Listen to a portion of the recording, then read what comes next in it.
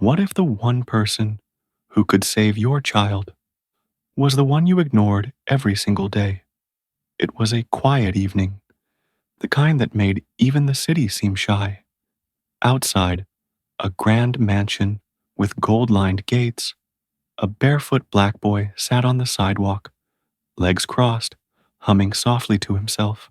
His shirt was torn, his hands dusty, but his eyes carried something strange and powerful, something certain. People walked past him like he was air. They always did. But tonight, he stood. He walked up to the gate, pressed his small hand to the intercom, and whispered, "Sir, I can make your daughter walk again."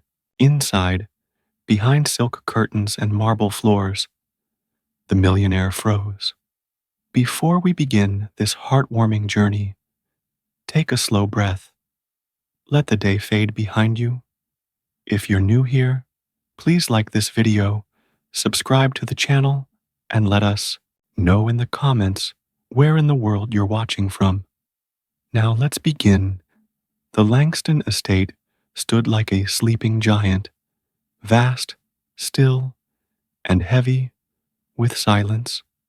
It wasn't the kind of mansion that just whispered wealth. It declared it. Wide marble steps curved like open arms toward the grand entrance. Tall windows, framed in ivy and trimmed in gold, overlooked gardens so meticulously trimmed it looked like time itself had been pruned to perfection. But inside, the air was thick, not with dust or perfume, but with pain. Edward Langston sat alone in the study, the fire casting soft flickers of orange across the wall. The leather chair beneath him groaned gently as he shifted, eyes fixed on a family portrait that sat crooked on the edge of the mantel. It showed the three of them, Edward, his wife Amelia, and little Grace, their daughter. Back then, Grace's feet could still carry her across the lawn as she laughed into the wind. Back then, everything was easier. Now, Grace slept upstairs in a room filled with the hum of medical monitors and the faint scent of rubbing alcohol. She hadn't walked in 3 years. It began with a fall, a small one really, but it led to something deeper. Nerve damage, the doctors said. A rare spinal condition, the specialists added. Every treatment, every hope, ended the same way, with a quiet shake of the head and a new kind of silence between Edward and Amelia. But tonight, something different stirred. It began with a murmur. At first, Edward thought it was the wind brushing past the glass. Then again, just barely louder, a whisper. He rose slowly, curiosity tugging at his exhaustion. He made his way to the security panel by the front door and pressed the button to open the gate cam. A boy, thin, young, alone. His face was tilted up toward the camera, eyes unblinking. And then came the voice, small but clear, through the speaker. "Sir, I can make your daughter walk again." Edward froze. It wasn't just the words. It was the way they were spoken. Not with desperation, not with demand, but with a kind of calm certainty, as if he wasn't offering a miracle, just stating a fact. "Is this some kind of joke?" Edward muttered, leaning in. The boy blinked once, then said, "Again, I can help her. Please." Security footage didn't lie, but it couldn't explain. Who was this child, and how did he know? Edward's first instinct was to shut the monitor off. He'd had enough charlatans over the years, false healers, miracle makers, energy balancers, all of them left empty-handed. and left him emptier. But something in the boy's face pulled at him, not pity, not hope. It was something deeper, something that felt strangely familiar. He reached for the intercom. "Who are you?" he asked, voice sharp. The boy tilted his head. "Nobody, sir. But I've seen her. Your daughter. I can feel what she feels." Edward stepped back, heart thudding in his chest. How could this boy, this beggar, know anything about Grace? He turned the screen off. He wasn't ready, not yet. But the mansion was no longer silent. The murmur had come in through the cracks, and it would not be ignored. The boy didn't move. When the screen went black, he stayed where he was, standing beneath the soft, golden glow of the streetlight. His shadow stretched long behind him, curling at the edges like smoke. A breeze ruffled his shirt, and for a moment he looked less like a child and more like a silhouette in a dream, half real, half forgotten. He sat down again on the cold pavement, legs crossed, fingers gently tapping the rim of the tin can beside him. It made a soft, metallic chime, not impatient, not urgent, just rhythmic, like a lullaby that only he could hear. A car passed. Its headlights flashed across his face, then vanished into the dark. He didn't flinch. He'd grown used to the way the world moved around him, always in a hurry, always somewhere else. People rarely stopped for boys like him, but that was okay. He wasn't here for coins tonight, not really. He was here for her, Grace.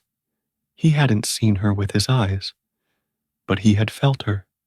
Every time the mansion gates creaked open, every time the silver car rolled down the driveway, he felt something pull at him. Not with fingers, not with words, but with something softer, a sadness that clung to the air, and a name that kept finding him in dreams. Grace. He didn't know how he knew, he just knew. And so, for the last 3 weeks, he'd waited outside the mansion. Some days, he hummed. Some days, he simply listened to the wind. And tonight, something told him it was time to speak. Across the street, an old woman walking her dog slowed as she passed. She looked at him, curious. "You all right, child?" He nodded. "Yes, ma'am." She looked at the tin can, then the mansion, then back at him. "You waiting for someone in there?" He smiled. "No, ma'am. I think they're waiting for me." The woman chuckled gently, shaking her head, and continued walking. Her dog gave one last glance before trotting along behind her. The boy watched them go, then looked back up at the mansion. The lights inside were still on. He could see a figure pacing behind the curtains. The father, Edward Langston. He knew that name too. Everyone did. The man with the golden hands. The one who built cities and companies and dreams. The man who didn't believe in miracles because he'd spent his life building them. But this wasn't something he could build. This needed something different. The boy didn't claim to be a healer. He didn't know much about medicine or therapy, but he knew pain. He had carried it like a second skin his whole life. And sometimes, when he held someone's hand or looked deep into their eyes, he could lift it just a little, just enough. And with the girl upstairs, he felt a calling, like something sacred had wrapped itself around her story and was pulling him in. Inside the mansion, Edward stared at his fireplace, mind swirling. Who was this boy? How did he know Grace's name? Her pain? Was this some trick? A setup? He walked to the window, peeked through the curtain, and saw the child sitting calmly beneath the streetlight, looking up at the sky like he was listening to it. Edward narrowed his eyes. The boy didn't look threatening.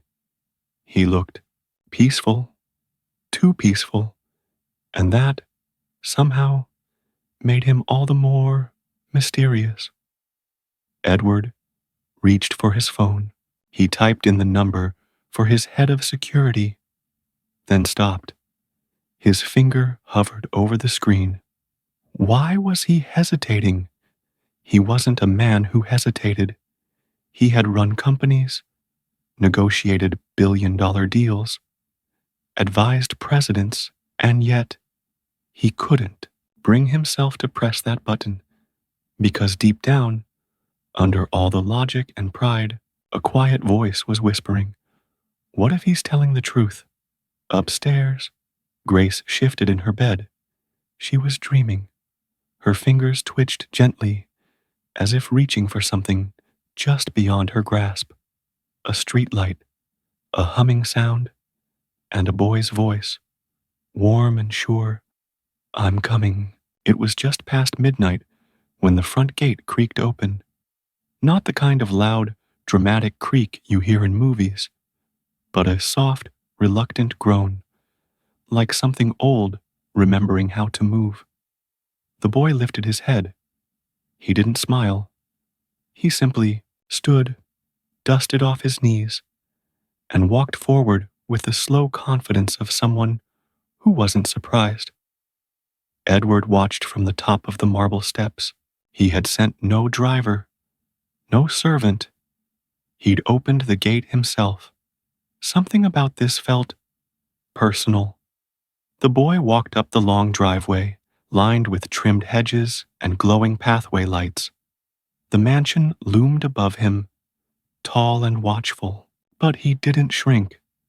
His bare feet moved gently across the cold stone, silent except for the soft brush of wind through the trees. When he reached the bottom of the steps, he stopped. Edward took a slow breath.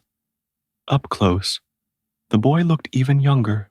No, more than 9 or 10, but his gaze was steady, unblinking, and oddly comforting. "What's your name?" Edward asked. The boy tilted his head. "People call me Moses." Edward raised an eyebrow. "Moses, huh?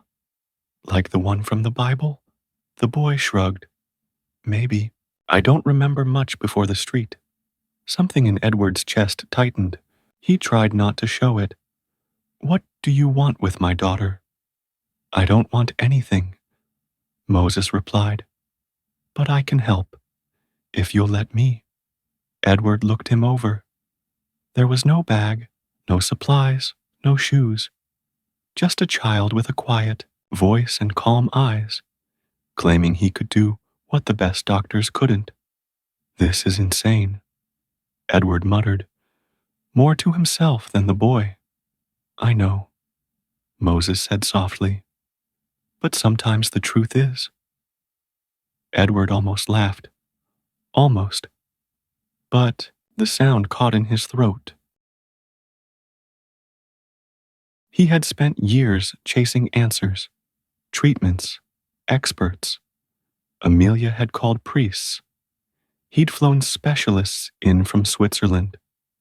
But no one ever said, "I know she'll walk again."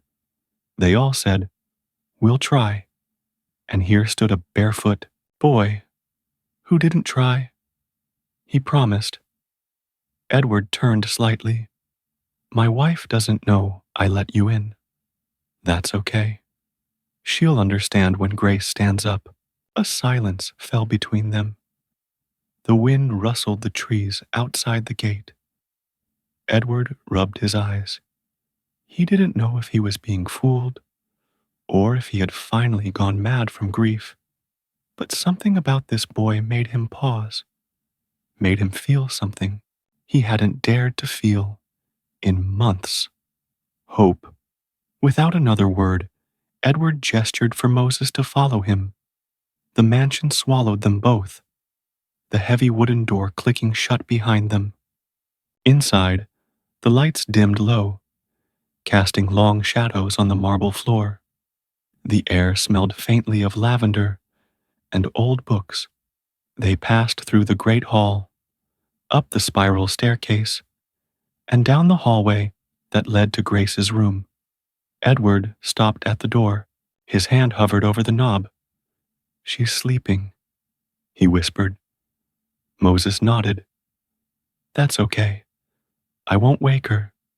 Edward opened the door slowly. Inside, Grace lay curled on her side, her small frame wrapped in a pale blue blanket.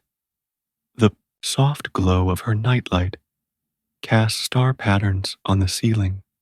Machines blinked quietly beside her bed, a gentle beep marking each second. Moses stepped inside, his movements slow and silent. He walked to the foot of the bed and stood there for a long moment. He didn't speak. He didn't reach out. He just watched her. Then he knelt.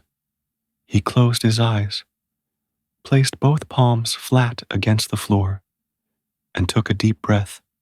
The room felt warmer, somehow. Edward stood by the door, frozen.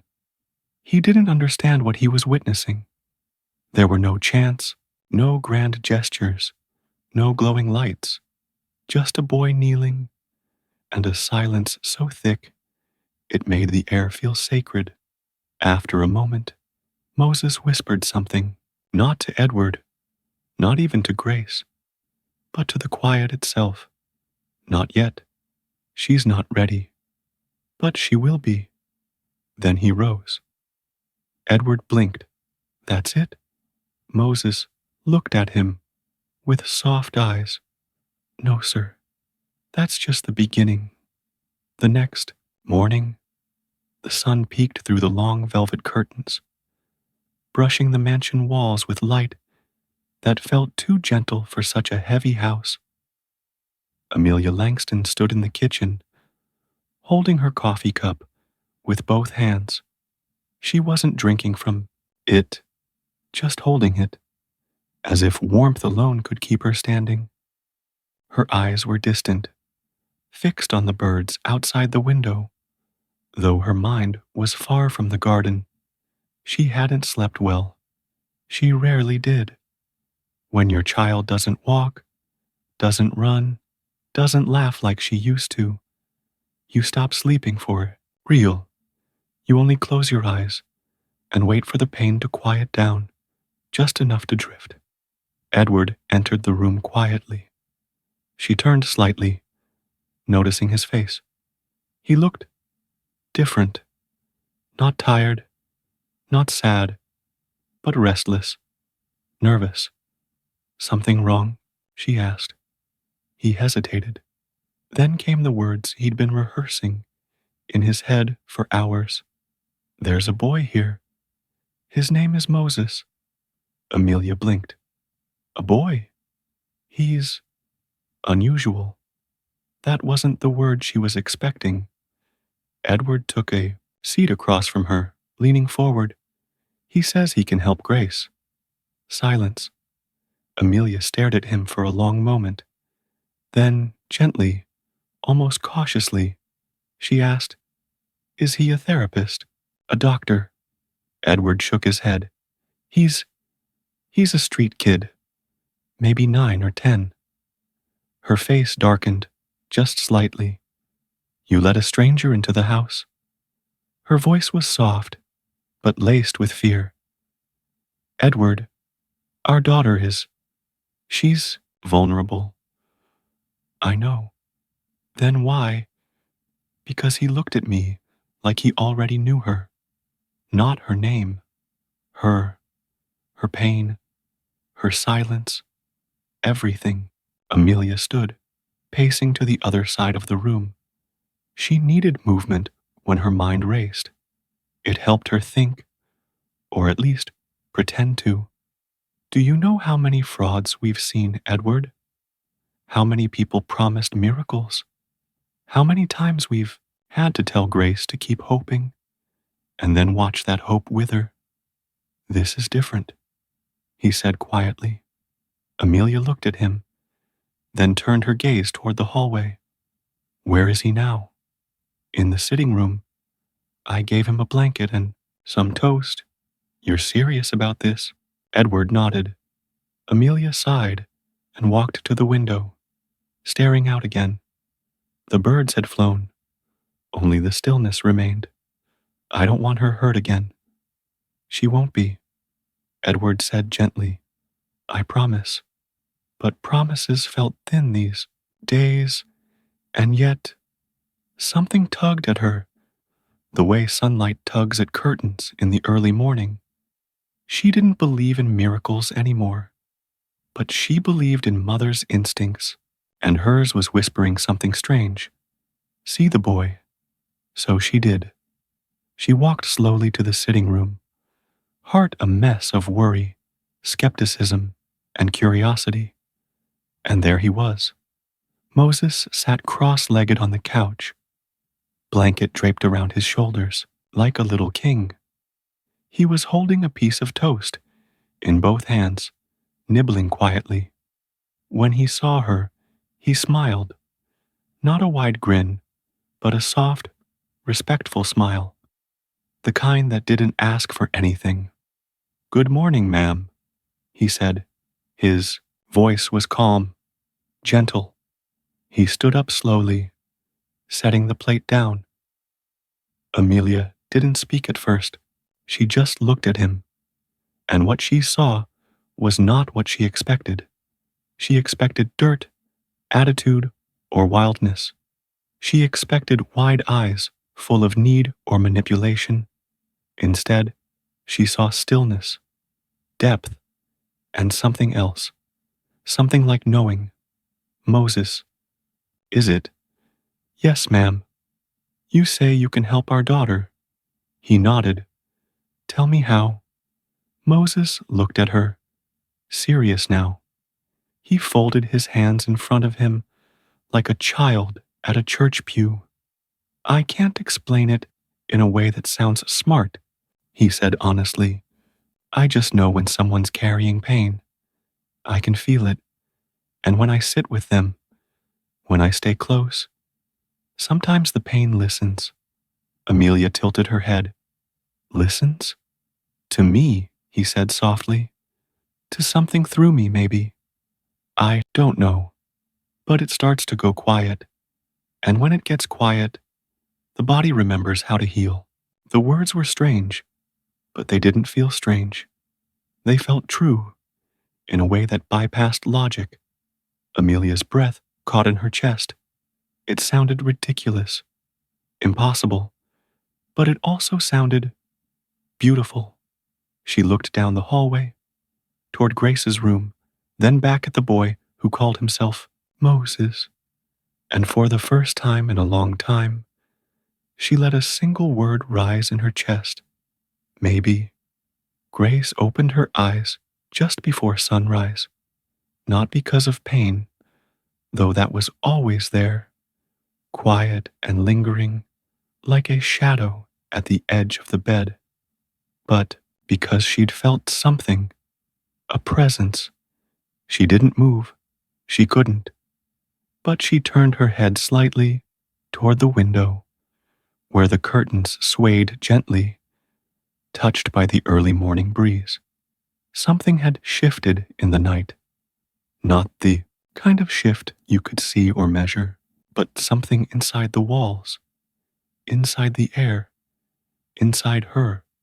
For a moment, she imagined that someone had whispered her name, not loudly, not even with sound, just whispered it in a way that made her heart sit up and take notice.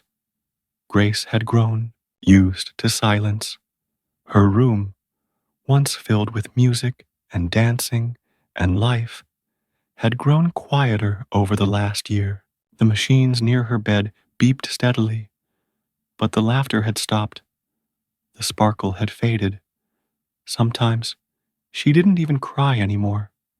not because she wasn't sad, but because even sadness took too much energy now. But this morning, something felt different.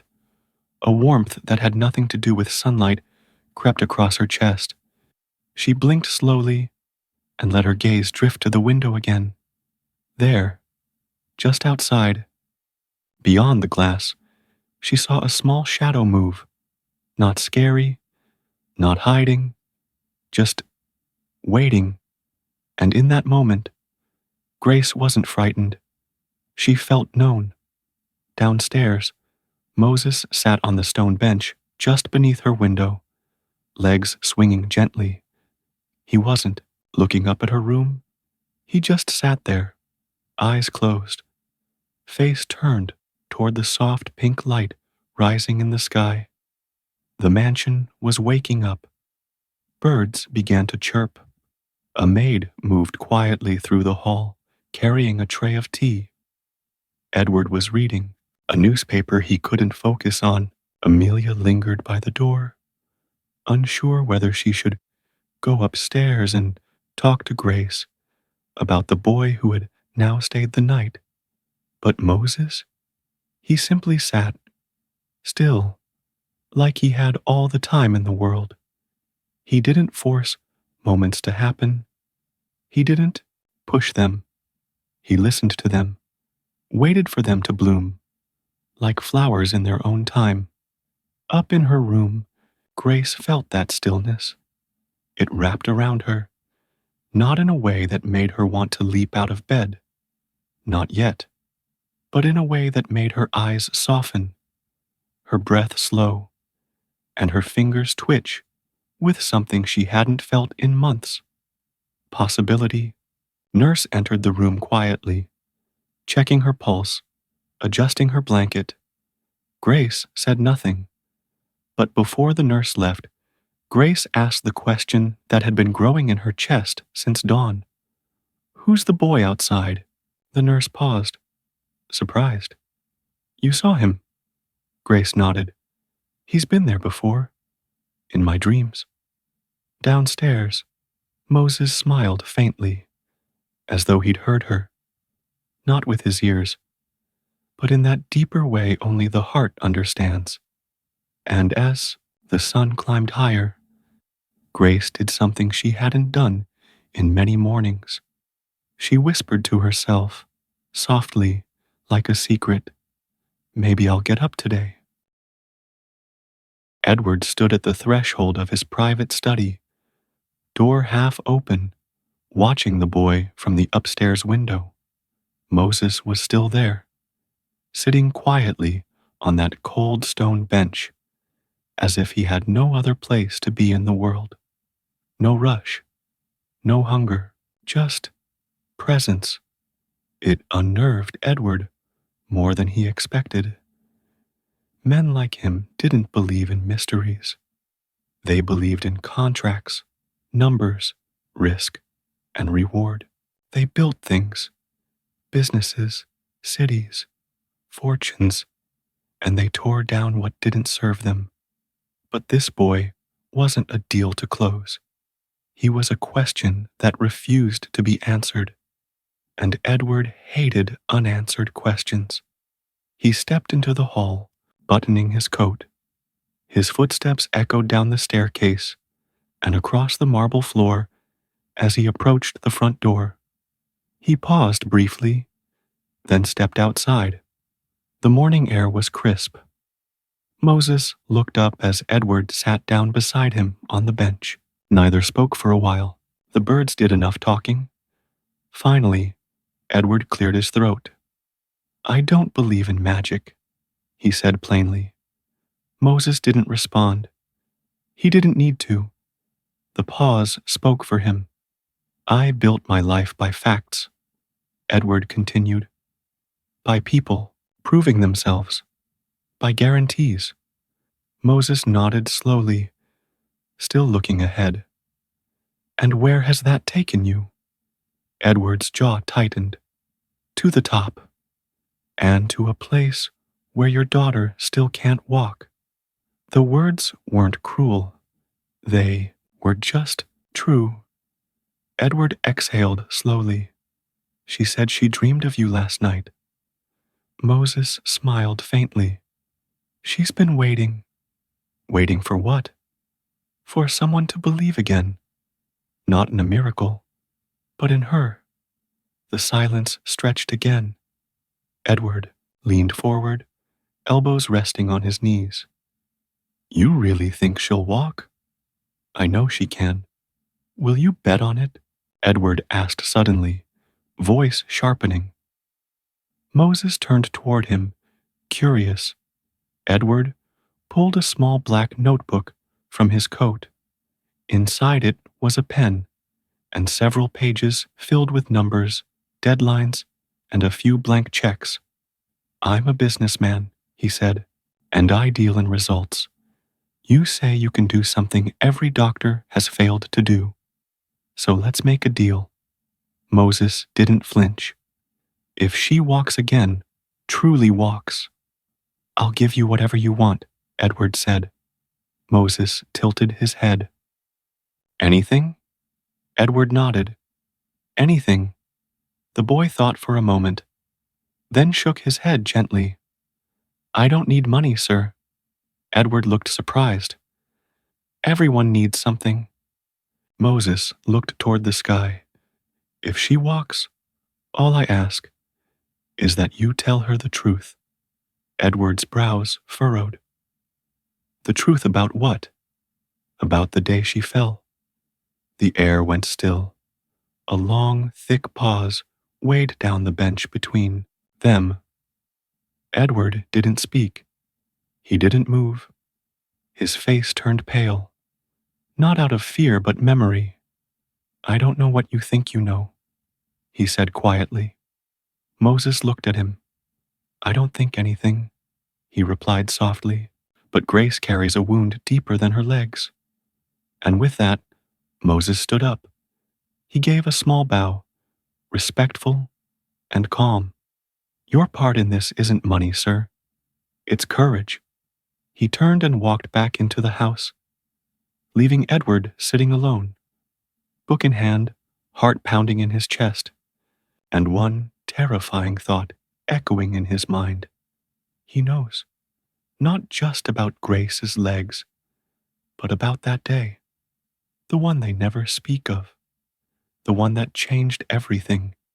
And in that moment, Edward realized this boy hadn't come to heal Grace alone. He'd come to heal the whole house. The Langston mansion had always been a quiet place. Too quiet. The kind of quiet that money couldn't decorate over. That silence wasn't from peace. It was the hush that falls when too much is unspoken, when guilt sits behind wallpaper and regret echoes in the stairwell. Grace had lived in that quiet for nearly a year. After the fall, after the doctors, after the silence, between her parents grew wider than the house itself. But now, as the sun crept across her window and warmed the sheets at her feet, that old quiet felt thinner, like it might finally crack. Downstairs, Amelia paced the long corridor outside the library. She held a book she hadn't read in months, fingers twitching at the edges. She didn't know why she was nervous. The boy wasn't a threat. He was stillness, like someone who belonged more to the air than to the earth. But what troubled her most wasn't the boy. It was Edward. He had that look again, the one she hadn't seen since the accident. Back then, he blamed the world. Now, he looked like he blamed himself. She slipped into the library quietly, just in time to see Edward staring out the window, his shoulders tight. Did he say something? She asked gently. Edward didn't turn. He knows. Amelia's throat tightened. Knows what? Edward didn't answer, but his silence said enough. She sat beside him, slowly, as if the air between them were glass. "I've tried not to ask," she said after a while, "because I was afraid of the answer." "You should have asked," he whispered. She reached for his hand, but stopped just short of it. "Do you think she remembers?" Amelia asked. "She remembers the pain," Edward replied, "even if she doesn't remember the moment." There it was, that moment, that truth that hung between them like fog no light could pierce. The day Grace fell, everyone thought it was an accident. She had been playing on the stairs, laughing, dancing, spinning. It was her favorite thing to do. Edward had been on a business call, angry, frustrated, yelling into the phone. She ran to him, calling his name, and he'd turned too fast, shouted too loud, and she slipped. Just like that. A second, a lifetime, and the man who had built skyscrapers couldn't hold on to a little girl's hand in time. Edward had buried that day deep beneath board meetings and deals, beneath silence, but silence, like walls, only holds for so long. And now, Moses, this boy, this stranger, was peeling back the wallpaper of their hearts. Meanwhile, in her room, Grace watched the birds fly past her window. She didn't remember the fall exactly, but sometimes, in dreams, she heard her father's voice yelling, not in anger at her, but in frustration at something else, at the world, and then the world went sideways. Sometimes she wondered if he blamed her. Sometimes she wondered if she blamed him. But mostly, she just wished someone would speak. Someone would say the words she'd been holding in her little chest, like glass. "I'm sorry." Back downstairs, Edward finally turned toward his wife. His voice was hoarse. "If he helps her walk again, I'll tell her everything." Amelia nodded, eyes glistening. "And if he doesn't?" Edward paused. "Then I'll tell her anyway, because sometimes healing wasn't about the body. It was about the truth, about opening the doors long closed, about letting love echo through halls once filled with secrets. And as the clock struck noon and the sun stretched wide across the mansion, walls, it felt, for the first time in a long time, that this house might remember how to breathe again. The afternoon sun filtered softly through the lace curtains of Grace's room. Dust particles danced in the golden light like tiny fireflies, silent witnesses to a moment that felt almost sacred. Moses sat on the edge of Grace's bed, careful not to disturb the quiet dignity that filled the space. Grace watched him with curious eyes, curiosity tempered by caution, the way a small bird might watch a stranger approach. He smiled gently. "I'm going to ask you to try something, Grace." She blinked, unsure if she had heard him right. Try? Grace's world had been measured in what she couldn't do. What the doctors told her was impossible. What the silence around her said she should accept. But Moses wasn't like anyone else. He wasn't a doctor with machines and charts. He was a boy with a quiet power, the power of belief. "Can you lift your foot a little?" Moses asked softly. Grace's eyes widened. She shook her head. "I know it's hard," Moses said, "but I'll be right here. You're not alone." The room was still, except for the gentle ticking of the clock. Grace took a slow breath. Her muscles trembled, but she lifted her foot. Just a little. Not much, but enough. Moses smiled brighter, like the first flicker of a flame. See, you can do it. Grace smiled back, small but real, and for the first time in a long time, hope felt like something alive. Edward and Amelia watched from the doorway, tears catching in their eye. They didn't speak. They didn't have to. Sometimes, the smallest spark was all it took to light the darkest night. As night fell over the Langston estate, the house seemed to hold its breath. The grand halls, usually so polished and bright, now felt shadowed, not just by the absence of light, but by the weight of old memories stirring in the dark. Edward sat alone in his study, the soft glow of a desk lamp illuminating his tired face. Outside the window, the world had quieted, but inside, a storm was gathering. He couldn't shake the feeling that something long buried was clawing its way back to the surface. Moses had done the impossible today. Grace had moved her foot. A simple act, but for Edward, it cracked the dam of years of guilt and silence. And now, the secrets he'd tried to lock away whispered louder than ever. Across the hall, Amelia was restless.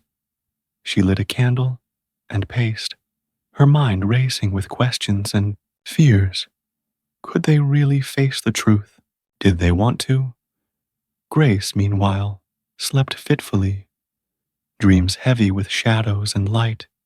She dreamed of falling, of a father's voice echoing through empty halls, of a boy who promised hope, and of walking without pain, without fear. But in the deepest part of her dream, a question echoed softly. What price would they pay for healing? Downstairs, Moses sat quietly by the fire, eyes closed, listening, not to the crackling flames, but to the whispers in the walls. The house was waking, and so were the shadows. The morning light spilled softly into the library, catching on the dust motes that floated like tiny stars. Edward stood before the grand fireplace, fingers tracing the worn wood mantel as if seeking strength from the past. Amelia sat nearby, her hands folded tightly in her lap, waiting. The moment had come. Edward took a deep breath and began. He told the story, slowly, carefully, of that day, the business call that turned into a shout, the hurried footsteps on the stairs, the laughter that ended too soon.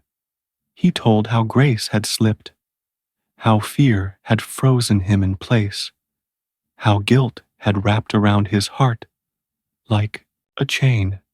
Amelia listened, tears sliding silently down her cheeks.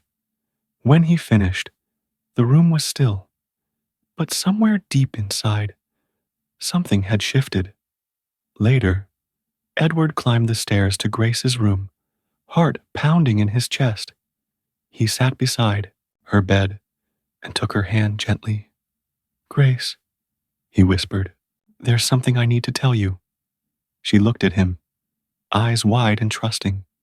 Edward told her the truth about that day, about the accident, about his own failures. There were tears, soft and healing. There were whispered apologies and promises, and for the first time in a long time, Grace felt the walls around her heart begin to crumble. Because sometimes the bravest thing is to let the light in. The days that followed felt like waking from a long, heavy dream.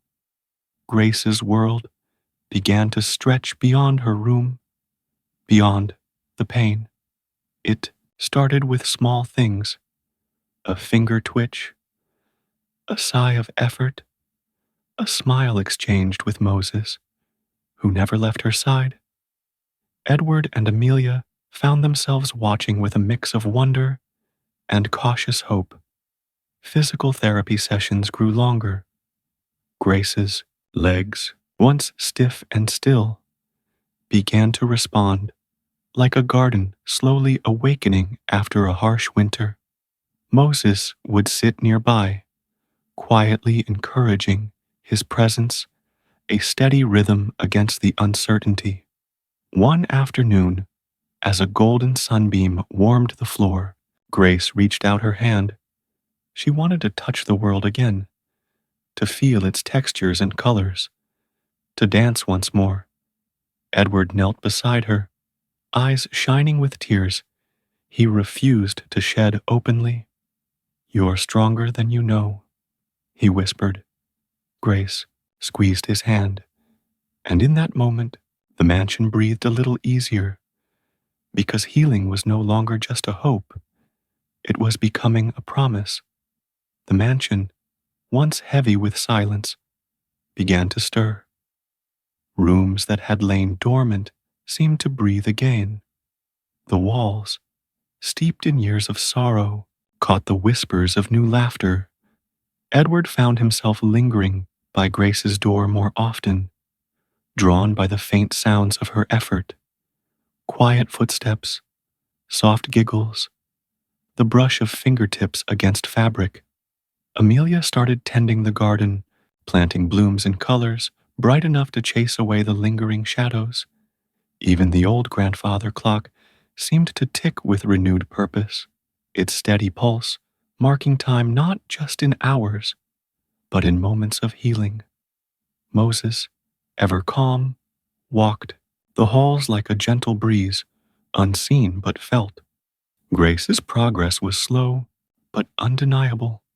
Each small step was a victory, each smile a bridge across the silence, and with every day, the house remembered something it had almost forgotten: hope. Trust was not something given lightly in the Langston house. It had been broken, bruised, and hidden beneath layers of pain. But Moses seemed to carry a quiet magic, not in spells, but in the way he listened, the way he showed up, without demands or judgment. Grace felt it most. With every visit, every gentle word, every encouraging smile, she began to trust him, not just as a stranger or a helper, but as someone who saw her, not the brokenness, but the whole. Edward noticed, too. He saw his daughter's guarded walls slowly soften. He saw the light return to her eyes, and he felt something else stirring in himself.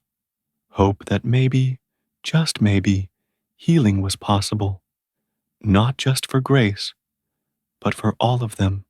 One evening, as the family sat quietly in the living room, Moses spoke softly. "Trust is the first step," he said, "but love is what carries us forward." And in that stillness, the Langstons began to believe in each other and in the promise of tomorrow. The day had arrived. The air was thick with quiet anticipation. Grace stood at the edge of the garden path, sunlight filtering through the leaves and casting dappled shadows around her. Edward and Amelia stood nearby, hearts pounding, but faces calm. Moses stood just behind Grace, steady and sure, a silent anchor. "Take your time," Moses whispered. Grace inhaled deeply, feeling the grass beneath her feet and the soft breeze against her skin. She lifted one foot, then the other, and with a trembling step, she moved forward. Just a little, then again, step by step, she walked. Not perfectly, not swiftly, but with a courage that echoed louder than any cheer. Edward's eyes glistened with tears. Amelia's smile was radiant, and Moses's quiet pride filled the air like a gentle song. In that moment, the mansion seemed to exhale. and something inside all of them shifted forever. The morning light spilled across the Langston estate once more, but this time it carried something new, something lighter. Grace stood at the window of her room, watching the sun rise over the gardens she'd helped Amelia tend. Her legs were tired, but strong. Her heart was full. Edward entered quietly, his footsteps soft. He stood beside her, the weight of years slowly lifting from his shoulders. "Thank you," he whispered. Grace smiled, the kind of smile that holds both forgiveness and hope. The house, once heavy with silence and shadows, now hummed with the quiet music of healing. Outside, birds sang their morning songs. Inside, love had rewritten the story, and as the new day stretched before them, the Langston family knew one simple truth: no matter how deep the night, a new dawn always waits.